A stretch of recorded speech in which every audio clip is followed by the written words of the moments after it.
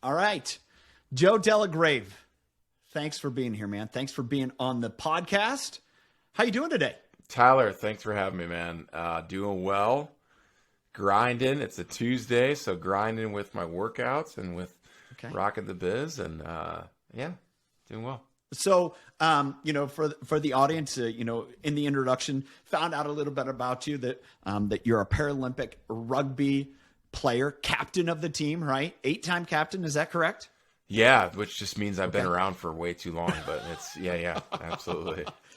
So you are in preparations for the Paralympic Games in Tokyo. So where does your training have you right now? What's your training schedule right now here at the end of March? Yeah, it's different than a normal year, of course, with COVID, but normally we'd have lead up competitions towards everything. And right now we have just lead up camps. So we've had a camp in end of January, February, camp in March. We'll have a camp April, May, June, through until we go to August. So it's camps that are about 2 weeks long. And then when we're not there, we're training on our own, getting our individual workouts done. So that's a real difference than what it's been in the past for you. You guys are usually competing, against international opponents, getting ready for competition. Because how many times have you competed in the Paralympic Games?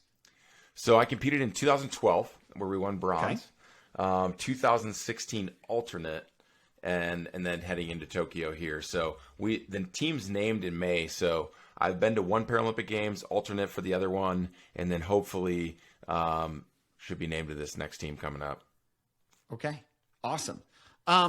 Let's kind of dig in. This podcast, Impact Driven Leader podcast, is about leadership. Obviously, that's a big part of your life. But one of the things that I believe is that we're all leaders. And as we all get better, we're able to lead everyone in our life better as well. And so I'd love for you to just kind of unpack, the challenges in life that you've overcome as a person and as a leader, and why that's made you who you are today.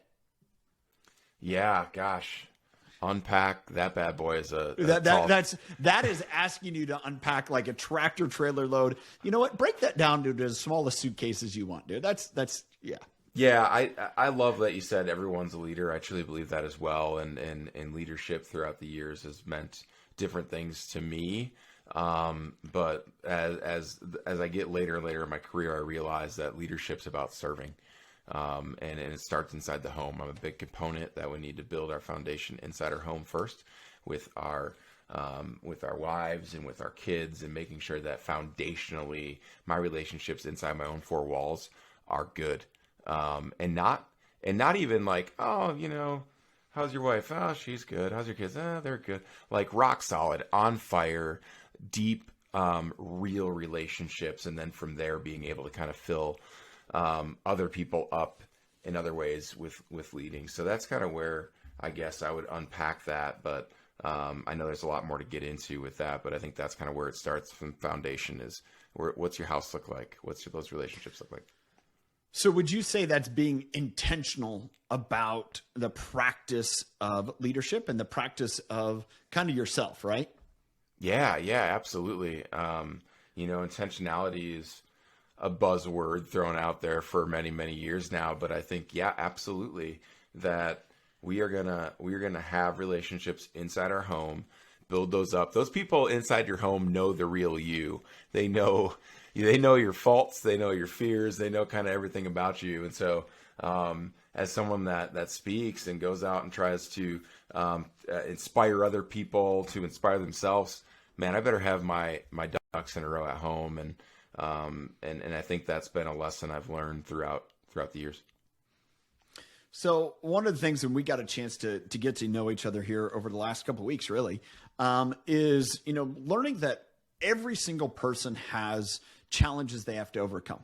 Some of them are very internal where we can't see them. Some of them are very external where you can see them. As we talked about that and you kind of shared your purpose really in life is to help people go through that process. So do you want to take people through the process that you've taken to recognize how you could overcome and really kind of living out that purpose? Yeah, let me give you the elevator speech of kind of what has happened in my life. And I'm 19 years old, and I am playing college football and living out my dream. That was my dream, is to play a college sport. Pretty decent on the basketball court. You're a big guy, right? I'm 6'6" when I'm standing up, and which I Okay. don't do anymore. So and now I'm at a perspective of about 4'10". Smelling everyone's farts is what happened. But anyway, but yeah, I'm 19, playing tight end in college, and a big persona with the rough, tough football player, and in between my freshman and sophomore year of college, ended up having a boating accident where I broke my neck at the C6 and 7 level, which is 6 and 7 vertebrae, down from the base of your skull. It left me a quadriplegic, where I don't have full use of my legs or my hands. My arms work pretty well, my legs don't work at all, and then my hands don't really work at all either. And in that, really went through a process where I had to figure out my identity. My identity had been ripped away, and figured out like what's going on here. Had a wrestling match with God, and going like, what is going on here?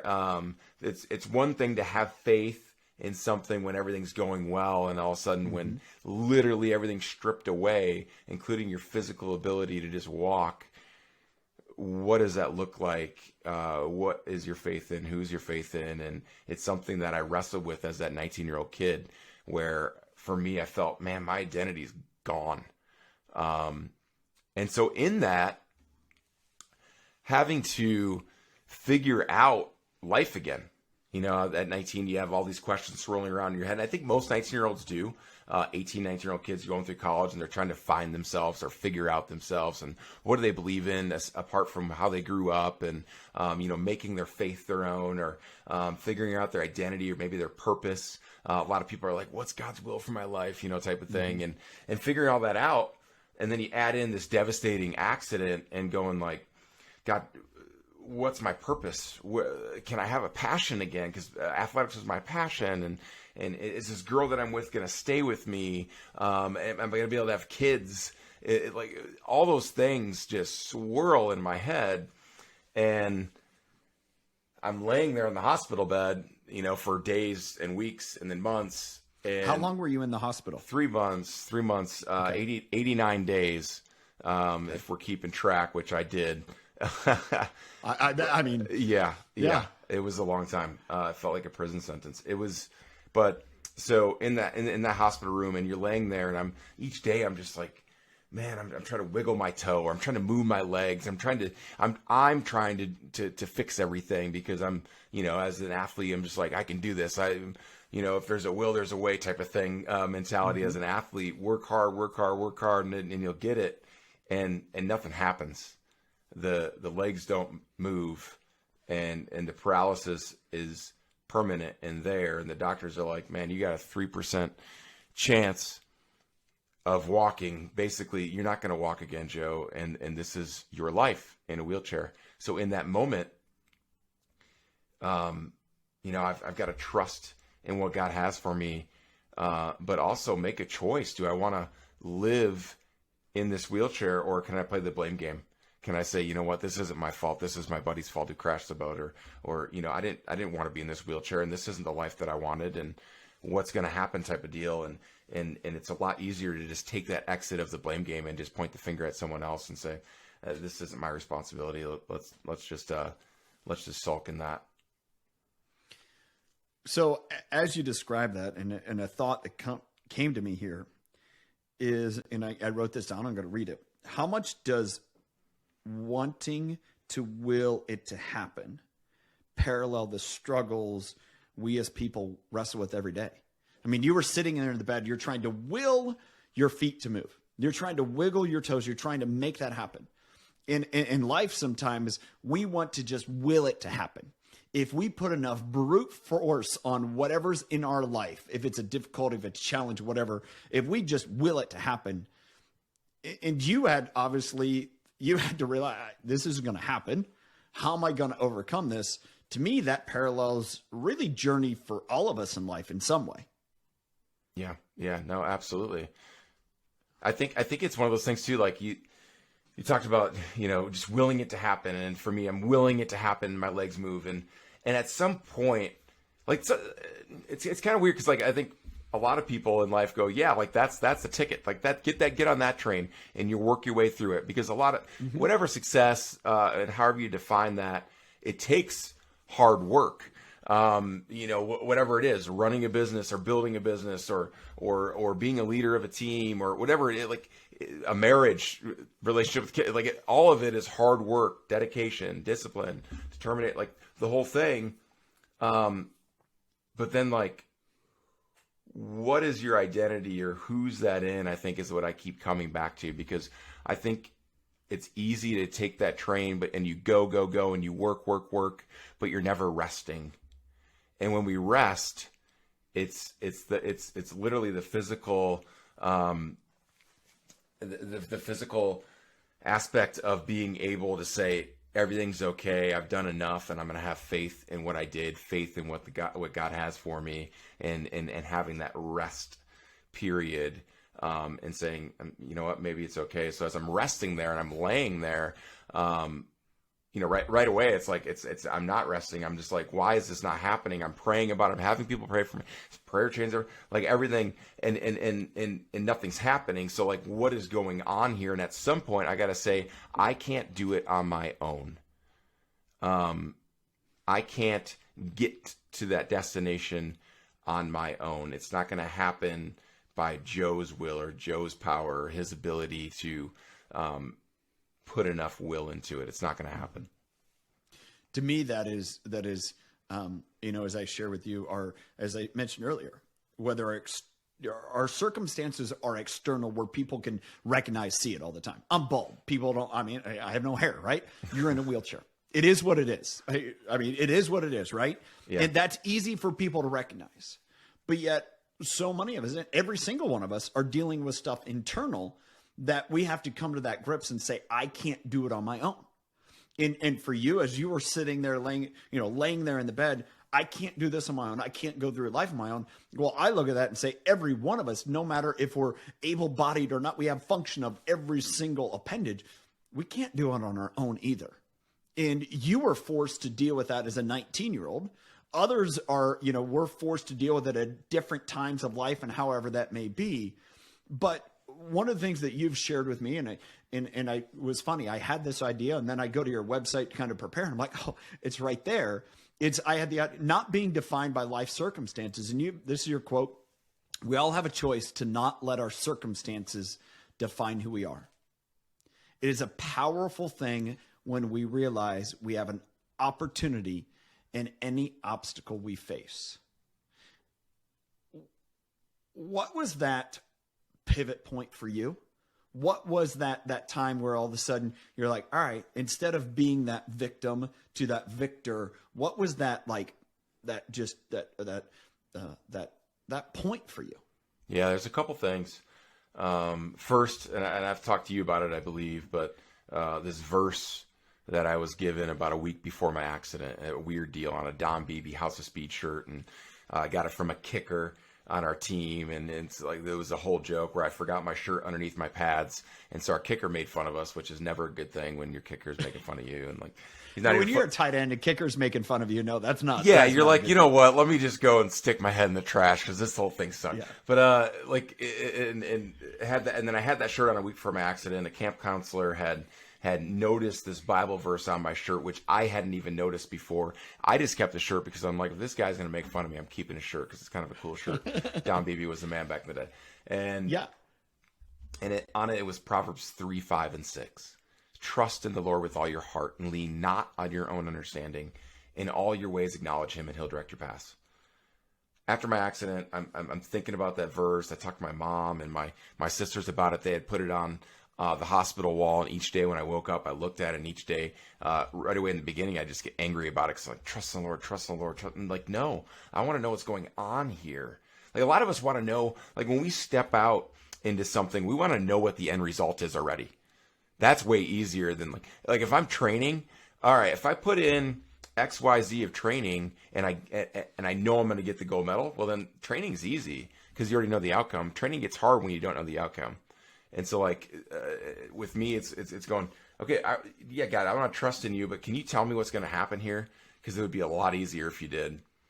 So that pivot was more of the pause of saying, surrendering my will and me trying to do everything and going, you know what, I'm going to start believing in this verse, that I'm going to trust in the Lord with all my heart, that I'm going to lean not on my understanding. Like my understanding is off the wall crazy because I have no idea what's going to happen. And so let's do that. 3% chance of walking, Proverbs 3, 5 and 6. It's the theme of threes. So he gives me this verse and slowly, it took me a long time. All right, I'm going to trust in this. And then secondly, that was kind of the first deal. And secondly, I had people in my life that were just God-given rocks and support and a system in place that were supporting me, because I was at a place, I didn't take depression medication or anything like that, but I had a place where obviously trying to figure it out. And my wife now, April, was my girlfriend at the time. She was there 89 straight days in the hospital. At 19 years old, that's crazy to even think about, that a woman could be so strong at that point in our lives. And so for God to just have that woman in my life that was like, we're going to get through this together, and I'm going to lift you up when you need it and pull you back when you need it as well. And so having her, my family, my teammates, my friends in my life was absolutely important for that aspect of that time in my life. So I think it's, trusting that God has a purpose in it. And that took a while. And then also realizing, wow, there's people around me that are supporting me in figuring this thing out. As I think about that, I realize too, is that, and I've said this a lot on the podcast, and I think it's fun to me when it continues to reverberate through, because that means there's something to it. And, you talk about April being there with you and your teammates and your friends, people that really linked arms with you in a way, because you guys were all stronger together. And I believe as leaders, and just as much as I'm guessing you as a captain of the team, is that you guys know that you're only strong when you're all together.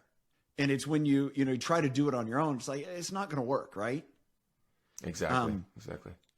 We got to know each other through Clubhouse, which is fun, exciting. It's amazing to me see how relationships build up. And one of the guys that I think we both know was a Navy SEAL. And he was sharing this story about how, going through SEAL training, and they're like, the only way to get through the surf when the surf is just beating you down is to link arms with others. And to me, I think that's a powerful, gesture in this case too, is like, hey, you have to link arms with others in order that you can really evolve forward and, make sure that you get through it. Because if you try to do it on your own, it's not going to happen. If you're a leader in any organization, try to do it on your own, it's not going to happen. How much can you rely on that circumstance to help share that story with others that, you interact with, your teammates? How much does, as you guys share going through each of your circumstances, and obviously if it's a Paralympic, you guys all are, there for a reason. How much does that help each other say, hey, we can get through this because we've already got through something like this? Yeah, it's interesting in the Paralympic space, because a lot of times we kind of forget the power of that. Because we're so normalized by our disability, and everyone has a disability there, and everyone has a story, whether they acquired it at a later age or they're born with it. And sometimes you forget about that. But I think in the last 5 years, we've really talked about who we are as people coming into our sport. I think in order to serve and lead people, you got to understand where they're coming from, who they are as a person, how they tick.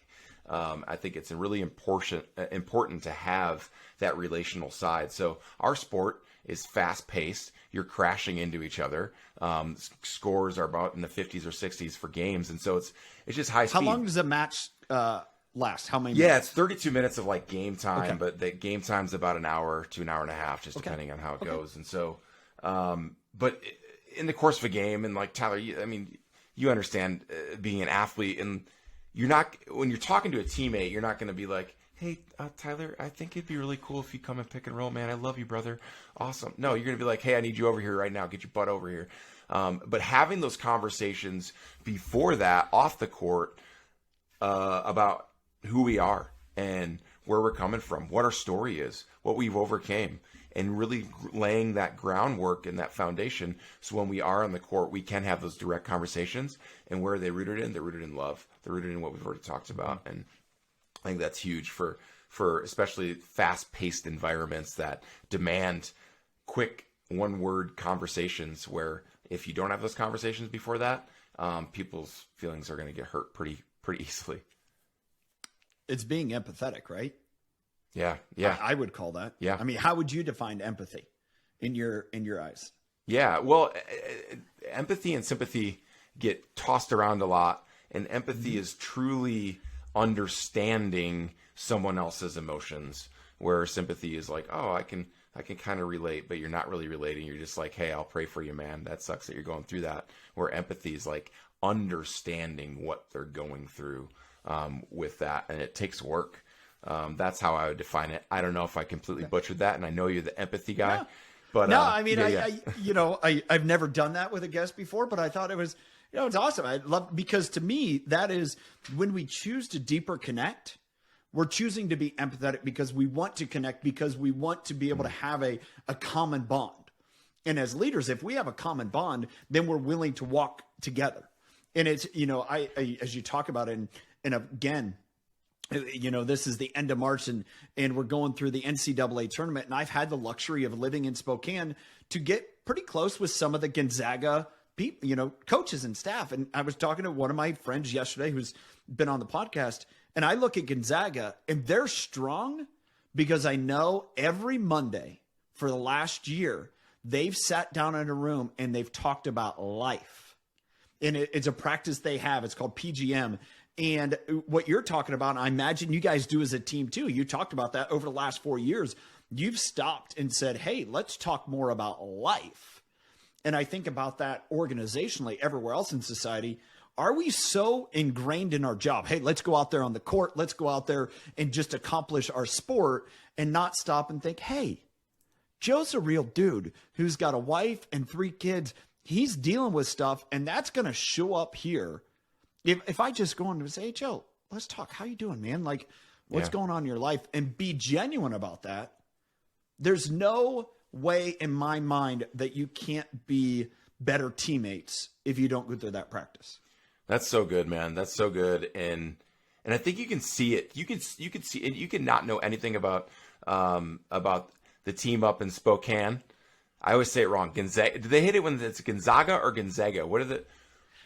Dude, I mean, it's I brought in Gonzaga. Yeah, I mean, Gonzaga. I always say Gonzaga. I get corrected sometimes, but I hope by the time this releases, they won a tournament, won it. If they didn't win, well, there's a reason why. But we'll learn something. From exactly. But I think all that to say, and I love March Madness as well. But and I think in any teams, you can see their affection for each other just oozing out of them. It physically shows if you watch the benches of some of these teams. Gonzaga has probably 5 guys that aren't going to play at all, and they're the guys that are the most fired up. On teams that aren't winning, that don't talk about that stuff, they're the guys on the bench that literally won't get up and shake a hand with someone. Michigan's the same way, where their bench goes bananas, and not everyone goes bananas and is theatrical, but you can see that physical, just oozing out of them, that they care about each other, and that they're in this together. And it fires me up. Well, I mean, for being a part of a team, and life is a team sport. You can't do it alone, right? We've talked about that. And to see it displayed, I think to me says, okay, how am I trying to live that out in my life? It's all professional sports. And I think professional sports is very unique because we get to critique it, with cameras and everything else. We don't have that in our everyday life. I don't have someone, with a camera here in my office critiquing how I interact with teammates, right? And we get that in sports. But to me, if we don't emulate that in life, Don Yeager has the book Greatness, and he talks a lot about that stuff. And to me, I admire it tremendously. And I think you bring up this point. It's like, hey, if the person in your life, say it's your daughter, right? If your daughter is as excited for you when you accomplish something, that means she feels a part of the team. But if she's like, oh yeah, dad's doing whatever, it doesn't matter to me, then you're not going to feel connected to what you're trying to accomplish, in my opinion. Yeah, that's great. Yep, absolutely. All right. Let's kind of pivot a little bit, but it's connecting all of this. You had to relearn how to do everything, right? Yep. How did that relearning process really give you, just a greater strength to look at life and say, hey, if I can relearn that, dude, if I have my mindset right, I can accomplish, I can take on anything. Cause I went through that, dude. What's the worst thing that can come at me next? Right. Yeah. It's, we talked a little bit about like the pause before the pivot in trusting in my faith and the people around me that I had. But then there's my personal responsibility piece in making a choice. Do I want to choose to be that victor or choose to be the victim? Victim's the easy route, play the blame game. Victor's the hard route, because then it's all about looking in the mirror and having some responsibility here. I've been given this passion and maybe some purpose, but then like there's personal responsibility in putting the work in. And for me, it started with, all right, I got to figure out how to put on some socks and some pants and a shirt. Like I couldn't dress myself. So I got to figure that out. And now I figure out how to transfer from my bed to my wheelchair. And now I got to figure out how to get my wheelchair around the block and figure out, hey, maybe I should go back to college. Like some of this starts to snowball, where you start to feel like you've got a purpose. You start to feel like you've got an opportunity. And all of a sudden, like slowly I'm starting to go, like if I get in this wheelchair and start doing life again, there's opportunity here. So instead of looking at the wheelchair as like, oh, that's my permanent paralysis, I can get in that wheelchair and all of a sudden that's my permanent victory. I can get in there and all of a sudden I can have an opportunity to get an education, an opportunity to get a master's, an opportunity for April and I to get married. 3% chance to walk, and it didn't happen. And it turned into Proverbs 3. It didn't happen yet. Come on, dude. Yeah, who knows? Yet. Who knows? Come on. It didn't happen, right? And who knows? And then hey, exactly. God's will, right? I mean, exactly. I'm a believer exactly. too, and it's Yeah. Keep going, dude. And then Proverbs 3 comes around, 3, 5, and 6. And then April and I have 3 kids. And I'm heading to possibly the 3rd Paralympic cycle of my career, wearing 3 letters across my chest, USA. I go back to the 19-year-old kid with all his questions swirling around in his head. And if I could go back in time and go, dude, you like buckle up, you have no idea. Just take a step of faith. Just figure out how to get in the wheelchair. Figure out how to put a shirt on. Right? It starts, a lot of people talk about like, oh, it's a leap of faith. You're jumping off a cliff. No, you're not. You're just taking a step. And that step turns into another step. And all of a sudden you're sprinting a mile type of, like, it just starts with one step of faith. We psych ourselves out because we make the mountain so big. Yeah. But every single person that's ever climbed, anything, it doesn't matter what it is, a ladder to Mount Everest. Yeah. You take one step, right? How did you go from laying in that bed for 89 days to, being on the team? Because I'm putting it out there, being on the team to be representing USA in Tokyo is one step at a time, dude. One step at a time. Yeah. And believing that, hey, I have a purpose. And I think that's, to me, kind of bringing this back around is everything that happens in life, there's a purpose, and we understand and we stop and we accept that. Then we start looking for opportunities. Yeah. And I think that's what you've done. I mean, you even talked about, wanting to get back into athletics and then finding this crazy random sport, wheelchair rugby, and then excelling at it because you're like, hey, I can do this, but there's a purpose to it because I'm living out a passion, but it's also, I get to be an example to those around me. Yeah. Yeah. No, it's so good. Yeah. Kind of wrapping things up here, people can check you out, your website, joedelagrave.com. It'll be in the show notes. Obviously you're doing some speaking, sharing your story, really helping people, recognize the opportunity to overcome their own challenges. If you have, if we're looking back and you and I are sitting down visiting in 5 years, 10 years, 20 years from even now, if someone said, man, Joe impacted my life in this way, what do you hope that would be? I'm hoping that they understand that they take time out of their hard work and they're working hard at their dreams, their goals, their desires, and work. They take time to rest and realize that they have a purpose, a God-given purpose, and then they have a personal responsibility to step out into that purpose. And that's what I hope, that whenever I speak to people or talk to people or they hear me on a podcast or whatever it is that they realize that they can look in the mirror and they've got a choice in their circumstances, a choice to find an opportunity within their obstacle, that sometimes the obstacle doesn't move. It's just too big to move, but there's opportunity within it, that you tackle it head on, and there's opportunity in there, and they've got a personal responsibility to seize that and step into that. Joe, thank you for joining me. Thank you for sharing your story and being a great example. And I'm thankful to call you a friend, and I'm glad to be cheering for you and always. And just appreciate you being the example you are in my life. So, Tyler, thank you so much, man. It's been a pleasure getting to know you and call you a friend as well. Thank you very much. Absolutely.